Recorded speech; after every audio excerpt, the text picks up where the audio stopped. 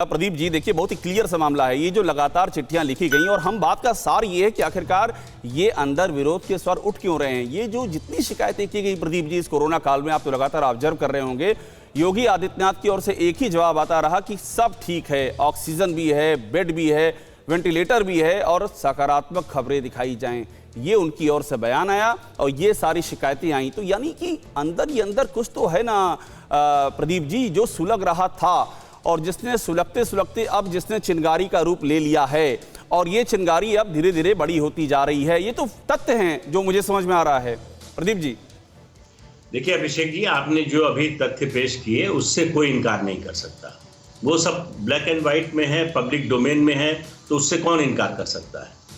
अब आप देखिए कि आप जिस समय की बात कर रहे हैं वो एक असाधारण परिस्थिति थी। पिछले 100-125 साल में इस तरह की स्थिति देश में, दुनिया में कहीं देखी नहीं गई। उस समय की बात आप कर रहे हैं असंतोष की। 324 विधायक हैं बीजेपी के सहयोगियों के साथ और 64 सांसद हैं। 388 की संख्या है, उसमें से 7, 8, 10 लोगों ने ये शिकायतें की है। तो इससे आप अंदाजा लगा लीजिए। हम ये नहीं कह रहे कि इन लोगों ने जो शिकायत की वो गलत की या किसी और नियत से शिकायत की। सचमुच परेशानी थी, हमको आपको भी वही होगी। हमारे आपके पास भी फोन जो जानने वाले हैं उनके आ रहे थे कि ऑक्सीजन नहीं मिल रही है, फलां दवा नहीं मिल रही है, हॉस्पिटल में बेड नहीं मिल रहा है। और ये स्थिति सिर्फ उत्तर प्रदेश में होती तो मैं कहता कि इसके लिए सरकार ही दोषी पूरे देश में थी।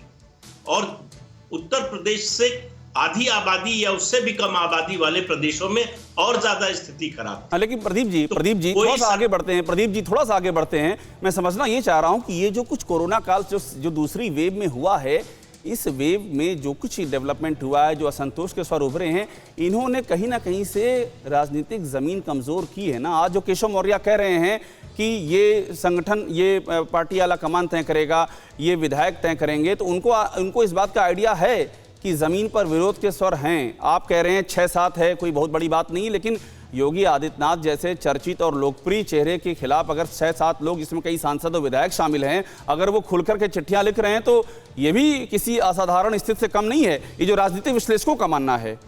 ऐसा है अभिषेक जी, आप बात बिल्कुल ठीक कह रहे हैं। हम ये नहीं कह रहे हैं कि जो कोरोना में जो कुछ हुआ उससे कोई नुकसान नहीं हुआ राजनीतिक बीजेपी का, उससे बीजेपी को कोई सेटबैक नहीं लगा, या योगी आदित्यनाथ की सरकार की छवि नहीं खराब हुई।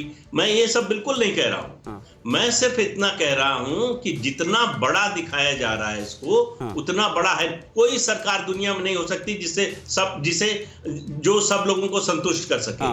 असंतुष्ट हैं संकट में, अगर हमारे ऊपर संकट आता है, हमारे घर से कोई इलाज नहीं मिल पाता है, उसकी मौत होती है, तो हम सरकार की तारीफ तो नहीं कर सकते।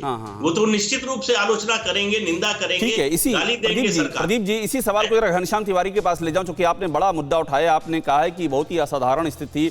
घनश्याम जी, आप लोग बड़ी आलोचना कर रहे हैं सरकार की, लेकिन ये बताइए आप लोग कहाँ थे इस पूरी सेकंड वेव में? इतना कुछ हुआ, सरकार के खिलाफ सुर उठे, हम दिखा रहे हैं, हम सारी चिट्ठियां दिखा रहे हैं, लेकिन समाजवादी पार्टी कहाँ थी? आपके नेता, आपके कार्यकर्ता कहाँ थे, सिवाय ट्विटर पर सवाल उठाने के लिए कि आप लोगों ने क्या किया? ये सवाल तो आपसे पूछा जाएगा। देखिए 3 बातें हैं, प्रमुख बातें। पहली बात कि उत्तर प्रदेश में जो विरोध के स्वर हैं वो 7-8 लोगों के स्वर नहीं है। लगभग 100 विधायकों ने धरना दिया था इसी मुख्यमंत्री के खिलाफ। और आप इनके किसी भी मंत्री, आज केशव प्रसाद मौर्य जो इनके उप मुख्यमंत्री हैं, जिनको कभी उप मुख्यमंत्री का सम्मान नहीं दिया गया, वो अपने ही मुख्यमंत्री के खिलाफ कह रहे हैं कि सवाल खड़े होंगे। दूसरी बात कि जो कहा जा रहा है कि हर प्रदेश में ऐसा हुआ, किस प्रदेश में हमने लाशों को तैरते हुए देखा और आंकड़ों को झुठलाते हुए देखा? किस प्रदेश में हमने मुख्यमंत्री को आंख पे पट्टी बांधकर ये कहते हुए देखा कि सब ठीक है? किस प्रदेश में हमने 1600 से शिक्षकों को, मान लिया घनश्याम जी, मैं पूछ रहा हूँ आप लोगों ने क्या किया? सरकार की कमियां तो हमने दिखा दी, आपने क्या किया ये बताइए ना। इस कोरोना की दूसरी लहर में समाजवादी पार्टी कहाँ थी? कह रहा हूँ कि जब से कोरोना की पहली लहर आई, दूसरी लहर आई, एक नागरिक के रूप में, एक संगठन के रूप में और नेतृत्व के रूप में हम लगातार लोगों के साथ खड़े रहे। या तो मजदूरों के साथ खड़े रहे, ट्विटर पे खड़े रहे आप लोग, यही तो सवाल उठ रहा है। खड़े कहाँ रहे आप लोग ट्विटर पे? मैं जवाब, आपने वो सवाल तीसरी बार पूछा है इसी 3 वाक्यों में, मैं फिर से जवाब देता हूँ। जब मजदूर सैकड़ों किलोमीटर चल रहे थे, हम उनके साथ खड़े रहे। जब कहीं भी कोई सड़क दुर्घटना होती थी, समाजवादी पार्टी के कार्यकर्ता सबसे पहले रिलीफ देने के लिए वहां पहुंचते थे। जब भी कोई भी परिवार आहत हुआ, समाजवादी पार्टी के कार्यकर्ता वहां पहुंचे। जहां तक व्यक्तिगत रूप की बात है, हम लोगों ने अन्य अभियान भी चलाए हैं। यदि आप देखिए एक डिजिटल भारती.org, घनश्याम जी एक मिनट जरा उमेश पाठक को ले लो। घनश्याम जी आपने अपनी बात रखी, आपने आप गिना रहे हैं कि आपने क्या क्या किया। अड़ी सोमवार से शुक्रवार शाम 6 बजे सिर्फ TV9 भारतवर्ष पर।